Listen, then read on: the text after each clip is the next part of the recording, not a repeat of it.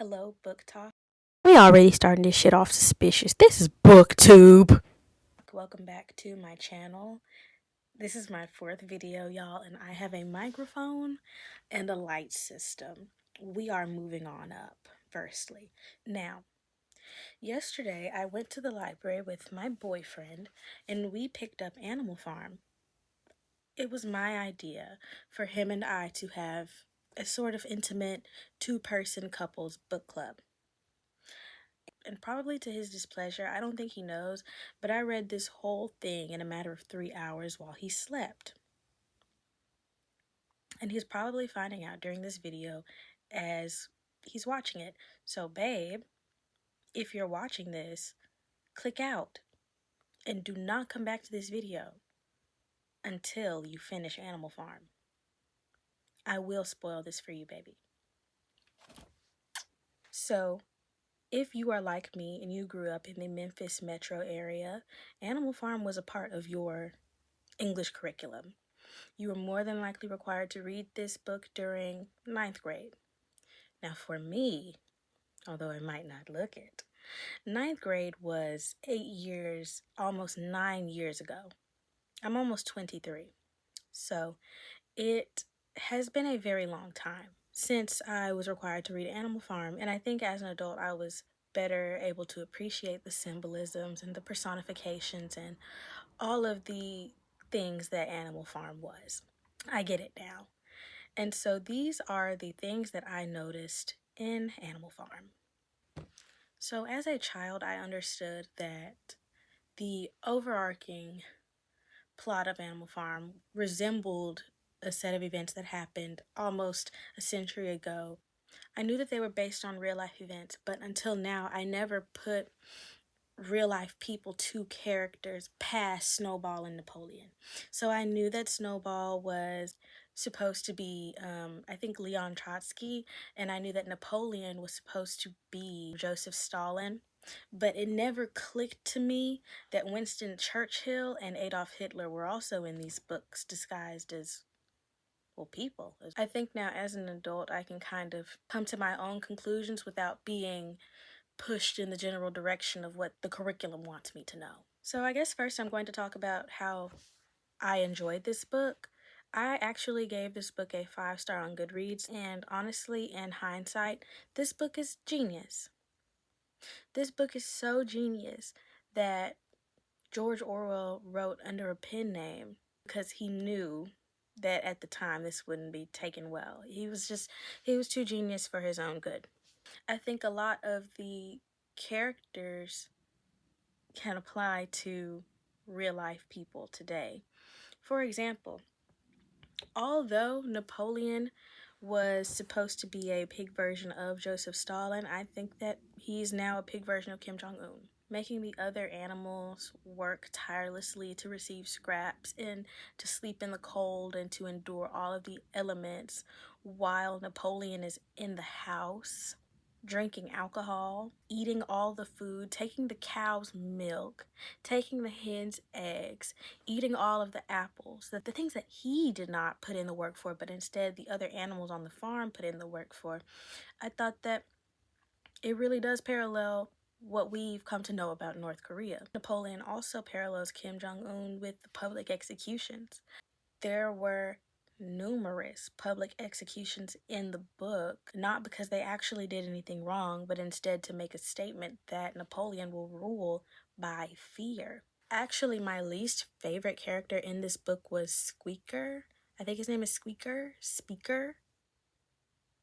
Bacon?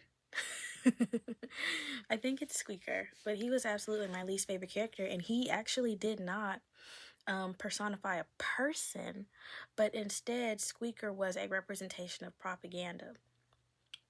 On numerous occasions, Squeaker gaslit the other animals on the farm into having memories that they did not have, into believing that Snowball wasn't a hero, into believing that Snowball did not make the plans for the windmill. I really just disliked Squeaker. He even gaslit them into believing that Boxer, the horse, was not taken to a slaughter institution, even though bright as day on the side of the truck It said that he was going to die, and everybody saw it. It really, really, really goes hand in hand with how some world leaders will use propaganda to make their citizens feel crazy, to make their citizens feel insane for thinking that they deserve more. The animals of Animal Farm deserved more. And yet, time and time again, Napoleon and Squeaker consistently coerced them into believing that they got everything they deserved and that Napoleon gave it to them. That's the most important part. Everything about Napoleon screamed supreme leader. And honestly, the animals in Animal Farm, but specifically Boxer, represented so many people who are victims of a system that keeps milking them dry without giving them anything. Anything. Boxer's two main slogans was, I will work harder, and Napoleon is always right. And even when Boxer knew for a fact that he saw the things that he saw, he would always convince himself that Napoleon is right, and because Napoleon is right, I will always work harder. I will work harder. And Boxer, as beautiful of a character as he is, was extremely ignorant, but he had no choice. He could not read. And that is another thing that makes George Orwell such a genius, because he knew that literacy was power. When Napoleon had kids, he immediately put them into school, had them learn things, while at the same time being complacent in the fact that a lot of the animals on the farm could not read. Could not read. So that when new letters would appear on the 7 commandments of Animal Farm, they would be easily tricked and manipulated and gaslit into thinking that those new words were always there. They were tricked into thinking that the words that said animals will not drink alcohol were always animals will not drink alcohol to excess. That's genius, George. That's genius. And because reading is power, and a lot of the animals did not have the ability to read, they were consistently hoodwinked into going along with a system that was killing them. It's genius.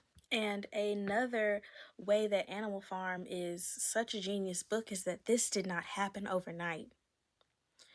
Napoleon's totalitarian empire did not happen overnight. It was built brick by brick, instance by instance, event by event. It was genius.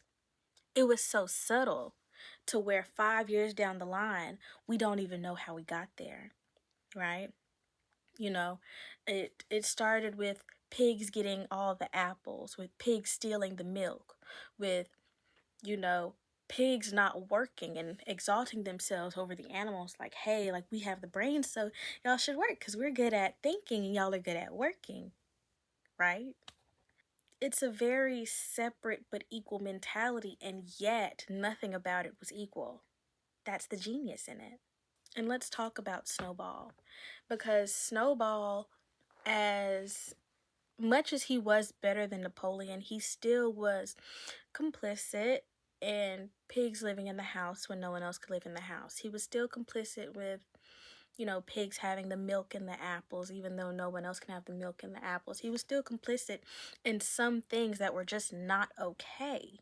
It's just interesting that even when Snowball was exiled, his presence was still so felt because of Squeaker's propaganda.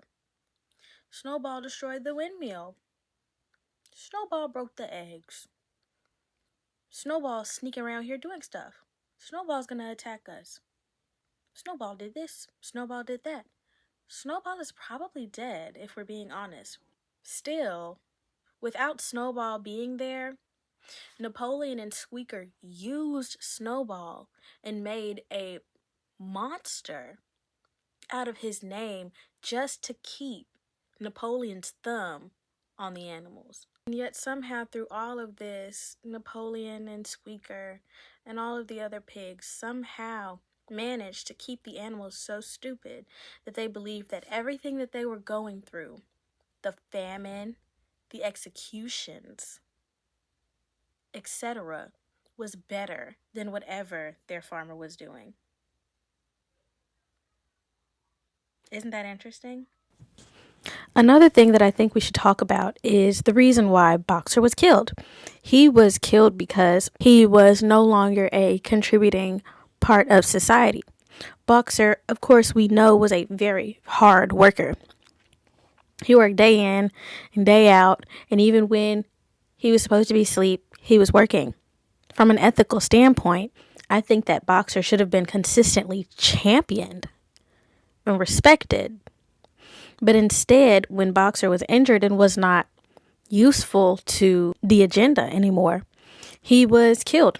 And I think that that is something that honestly is still happening in society today. Maybe not mine, I'm unsure, but I know there's a lot of places in the world where if you are not a functioning, contributing member of society, if you do not hold a purpose, or if you're not just simply useful, you're seen as nothing.